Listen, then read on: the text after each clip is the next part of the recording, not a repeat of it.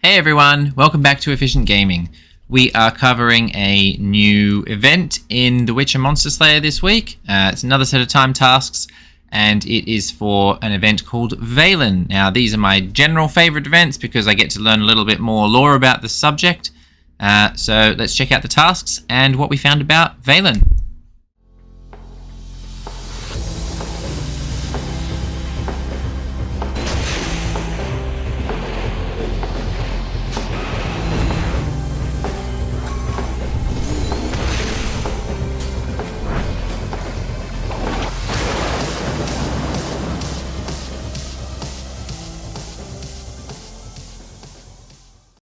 First, I wanted to talk about the research that I'd done and what we'd found out about Velen, which is a holiday in the Witcher series. This one was not as extensive in terms of things that I actually found out or links that I made to other cultures or bits and pieces as with some of the other ones, but we'll go through what we've got initially. So, Velen holiday, the credit for this information comes from the Witcher Wiki. Velen is the autumnal equinox, which occurs on the 23rd of September of the human calendar. So it's more of a elven celebration. It's a holiday which gives the name to the 8th and last Savade of the elven calendar and is usually marked with a harvest feast. This is something that I've seen as a big link between all of these events. Most of the ones that we're celebrating or are tied to the Witcher universe seem to be tied to, and I guess it's just because of the importance that was placed on farming back then. They're all tied to either making sacrifices to gods to have a good harvest or for fertility. It's basically the things that were most important back then, having babies and growing food, because that's really all you could do. I mean, of course they had little games and things they could play and stuff, but there was no technology, there was no books, there was no any of those sorts of things all the way back in history. So these sorts of festivals were common. So that's why we've got so many today that are all based around appeasing the gods and making sacrifices and having a festival and a feast based on harvest events or celestial events. So the autumnal equinox is a day of the year which should be equally as long in the night as it is in the day. Now, that doesn't necessarily happen in all places of the world at the same time, but yeah, that's the gist of what it is. All right, so I didn't find anything else linked to Velen. So the closest I came was from Veles, which is a Veles, also known as Volos, is a major god of earth, waters, livestock, and the underworld in Slavic paganism. So there was a slight tie to pagan things again, but it's very tenuous because nothing mentions Velen in the pagan world, or at least nothing that I was able to find. But Veles, or Volos, was mentioned as a god. His mythology and powers are similar, though not identical, to deities such as Loki and Hermes. So he's sort of a joker and a trickster and things like that. So, but he's probably where Velen came from. The Harvest Festival was probably originally some sort of celebration or sacrifice in the name of Veles. And that is so that people would have a good harvest, so that they would have a good year, so that their crops would yield plentifully. And yeah, that's what I take from this. According to reconstruction by some researchers, he is the opponent of the supreme thunder god Perun. As such, he probably has been imagined as a dragon, which in the belief of the pagan Slavs is a chimeric being, a serpent that devours livestock. His tree is the willow, much like Perun's tree is the oak. No direct accounts survive, but reconstructionists speculate that he may directly continue aspects of the Proto-Indo-European pantheon. I didn't really understand any of that. I probably need to do more research into that, but that's the information we've been given. Then it goes on. So, Veles is one of the few Slavic gods for which evidence of offerings can be found in all Slavic nations, potentially from a holiday such as Velen. The primary chronicle, a historical record of the early Kievan Rus, is the earliest and most important record, mentioning a god named Volos several times. Here, Volos is mentioned as a god of cattle and peasants who will punish oath breakers with diseases, the opposite of Perun, who is described as a ruling god of war who punishes by death in battle. In the latter half of the 10th century, Veles or Volos was one of the 7 gods whose statues Vladimir I of Kiev had erected in his city. It is very interesting that Veles's statue apparently did not stand next to others on the hill where the prince's castle was, but lower in the city, in the marketplace, presumably due to its relation to peasants. And, well, here it literally says it's the god of... Oh, lost it now.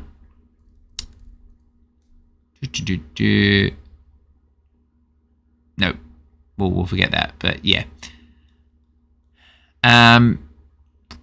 Not only does this indicate that Veles was connected with commerce, which trading and farming and things like that all revolved around commerce at the time, but it also shows the worship of Perun and Veles had to be kept separate. So here's 2 opposing gods, and one of them's down here and one of them's up here.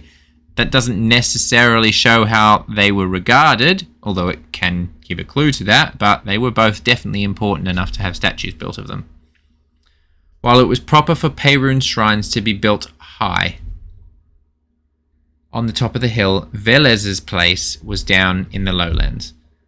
I already gave you sort of my thoughts on that, and yeah, so let's read what The Witcher says Veles is all about through the news. Alright, we will start with the Velen celebration.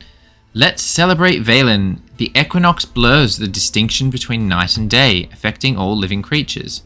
It seems that even our monsters are confused and have started to appear outside of their hunting hours. That's interesting. I hadn't necessarily noticed that yet. To help you fight those disoriented beasts, we've prepared a way to slow their attacks. Grab a handful of chestnuts and throw it their way. You can now treat your friends with a special Velen pack. Plum jam, grape juice, and apple pie. Is there a better gift? Why not? As those delicacies will also be available in the in-game shop. Worry not, why not. Don't hesitate and dive right into the festivities. So, we'll touch on that a bit more after.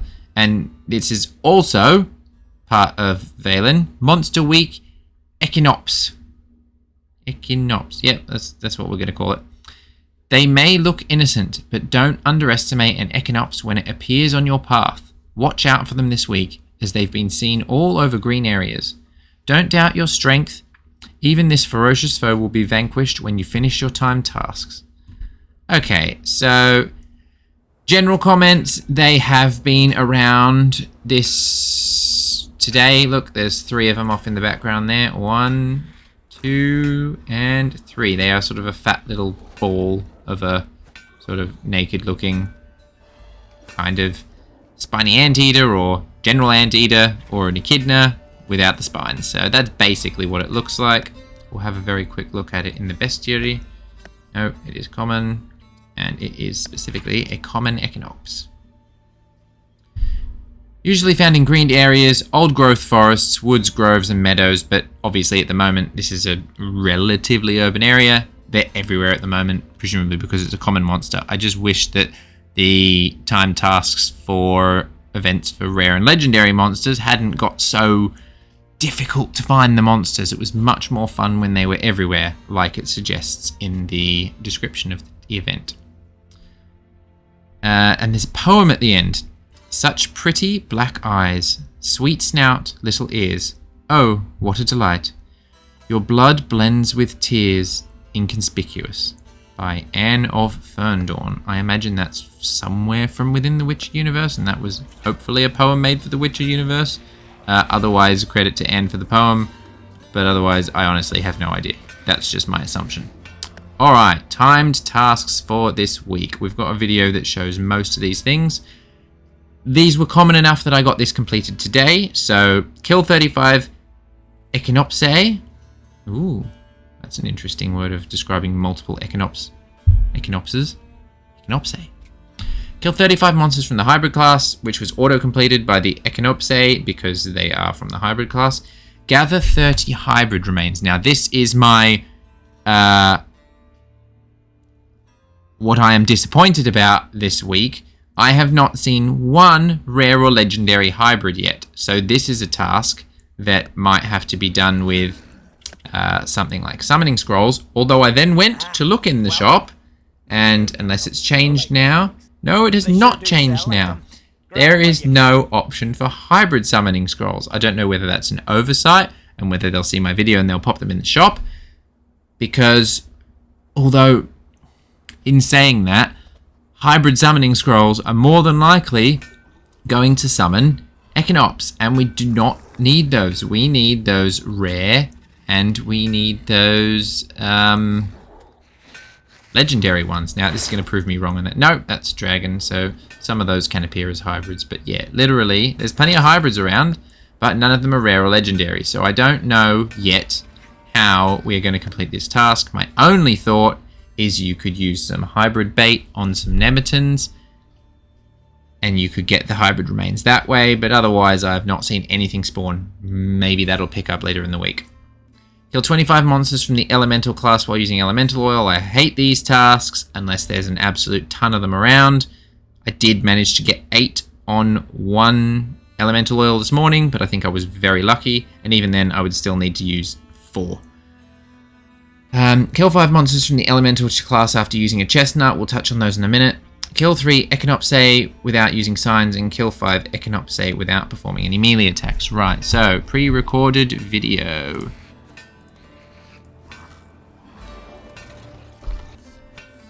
So we've got a few Echinops here this morning. So we're just going to look at what tasks. We're going to try to kill an Echinops. We're going to auto-complete the hybrid task by doing that.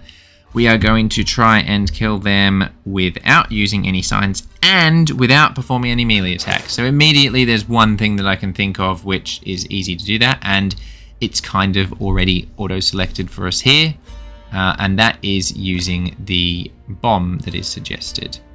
So because that is there, I'm going to put on Dawnbringer, and we are just going to use a bomb on this. So that is no melee and no signs. We're going to kill it, and it's a hybrid. So that's 4 tasks all completed at once. And that's it. It's dead. 1 bomb because it's a common monster. Done. This is not how you have to do it. This is just me showing you if you want to be extremely... Probably efficient's probably not the right word here. I don't even know what I was going for here. But you can complete 4 tasks at once if you use a bomb. And that's showing you that. So, there are a couple more around, but they're out of range. So I think I am just going to pop on a range scroll. Yep, get those 2. And what we're going to do is we're going to demonstrate the other way of doing both of these tasks.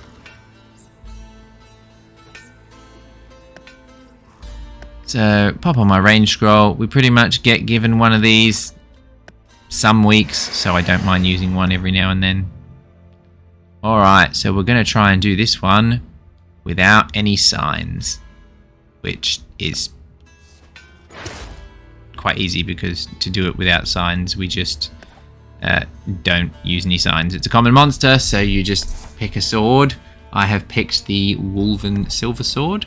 We're going to turn the bomb off just in case we accidentally hit that.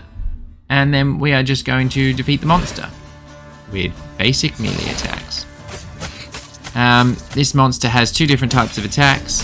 It has that one where it hits you 4 times, and then it has one where it hits you once. Nothing is particularly worrisome because, again, it is a common monster, so there's nothing too much to worry about there. If you take a couple of hits, you take a couple of hits.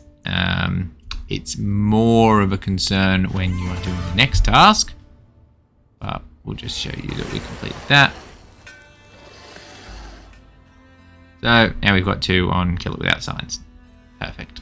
Alright, let's go for no melee attacks. Now this one is going to be different. So the first thing I'm going to do is swap out my armor to Armor of the Nameless because we're going to be using exclusively signs for this. And I'm going to switch out my sword for, I think it is the Griffin sword. No, certainly not the feline sword. Griffin sword, yeah, because we get 30% extra damage to signs. And I didn't actually swap that out. I wonder it was so difficult the first time. Turn off the bomb just to make sure we don't accidentally use that. And we're going to fight it. I'm pretty sure I did not swap that sword though. But that's what you should do. You definitely should do that. So here we're just going to defend as many attacks as possible. If you get any perfect parries, that counts towards the damage that the thing takes, and it doesn't count towards melee damage. So alright, we got lucky and we've cast a couple of spells in a row because at a certain level you get a chance to reset. You can do this without having to be as lucky as me and cast 2 in a row. So that's probably not the best example of that, but with even just regular parrying, you don't need to do perfect parries. You should still be able to finish that just with some signs. If you're having trouble, you can always pop on a Swift Potion or a Petrie's Filter Potion. The Petrie's Filter Potion will make it go down faster. The Swift Potion will make you survive longer. So it just depends on which one of those you want to do.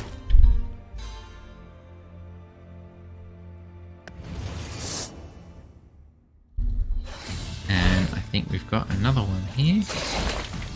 I honestly do not know what I am attempting on this one. It looks like we're going to be doing another no signs because I'm using my melee attacks.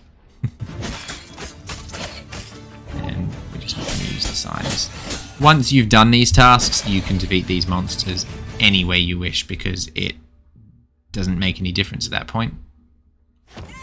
Oh, I know why we were doing that. Right, so because I have now done that, we have beat 3 whilst using no signs, and I can claim that reward, which is the chestnut, as soon as I have freed some space in my bag. Alright, so we're going to claim those. So it gives you 4 chestnuts right off the bat, but it requires you to use 5 chestnuts while... what is it? Kill 5 monsters from the elemental class after using a chestnut. So there is something here, I think that we've got a pixie. Yeah, that's from the elemental class. Nice and easy. Chestnut's basically like a bomb, so it does damage. So you apply it just like a bomb. You select it from your preparation screen. Doesn't really matter what we're going to use as a sword because this is an easy monster anyway, and the bomb's going to do like half of the damage to it. So we just hit it a bit, and then we defend, then we use our bomb, and then we're going to hit it a bit more, and then eventually it will die. And then that's how we defeat an elemental monster after using a chestnut. So they give you 4 chestnuts, but you need to do 5. The last ones we're going to get from the gifts that were mentioned before. They were not turned on at the time of me recording this video, but they are now turned on. So by the time that they sent through the news to the game, they had turned on or turned on at the same time. So look at me highlighting that Leho in the background again, being annoyed that, of course, now it spawns now that the event's over. If you watched my last video, I was expressing my annoyance for the lack of Leho spawns and the abundance of Leho spawns before and now, both after the event. But anyway, yes, so once you defeat monsters, just like any normal gift that you save for your friends, you will have a chance of getting a special Velen gift.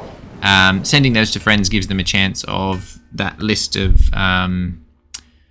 what were they? The list of things that you can get either from purchasing a pack in a shop or from receiving gifts from friends. So they are... Yeah, so... This is just me highlighting what we'll do now. I've got some gifts to claim from before, but luckily I've got a little bit of bag space now, so I'll be able to sort them out. But you can also buy them from the pack, so you'll get 10 chestnuts there. You only need 5, so that's plenty of spare. You can use it on something else. With the 4 that they give you for free, that small pack for 99p would also work to get the last few that you need just to complete the rest of the tasks. I wouldn't hurry on that, though, because there's no... rush to complete that task if for some reason we're not going to get the gather 30 hybrid remains tasks finished, because then we're sort of spending money to not get our rewards. But yeah, so this one gives you the honey, the apple cake, and the looks of it as well, all of the rewards. So in summary, not as much of an in-depth event in terms of tying in with potential real-world things as I normally like, but there was some background there which was still interesting, so I did enjoy that. I would hold off on buying any chestnuts to complete that quest. Otherwise, add friends, and you should hopefully get some gifts from them. I sent gifts out to everyone who could get a gift on my friend list today, so hopefully you will get some chestnuts. And eventually I'll hope to get that last chestnut from a gift. But beyond that, look out for any rare or legendary hybrids that you see, because at the moment, based on what you can see on my screen right now, they are the rarest thing in this event. So they are going to be the thing that's stopping us from getting the completion. And again, if you're having a lot of trouble, my only recommendation is for hybrid bait in a Nemeton, because you always get remains from a baited Nemeton. They don't spawn only common monsters, they spawn from rare and above. So if you're really lucky, you'll get a legendary, but otherwise you'll get a rare. Beyond that, I would be using things like an ingredient scroll. No, that's not it. We got 2 from from completing one of the tasks down the bottom here, which again, they're the easy tasks. Pop an ingredient scroll on and put on your Wolven armor. Yes, because the Wolven armor gives you a chance of extra ingredients. But that's all for this week. Hopefully you enjoy the event. This is a better event for me this week than it was last week, and I've got more time to play it as well. So yeah, let me know how you've all gone, and we'll catch you soon. See ya.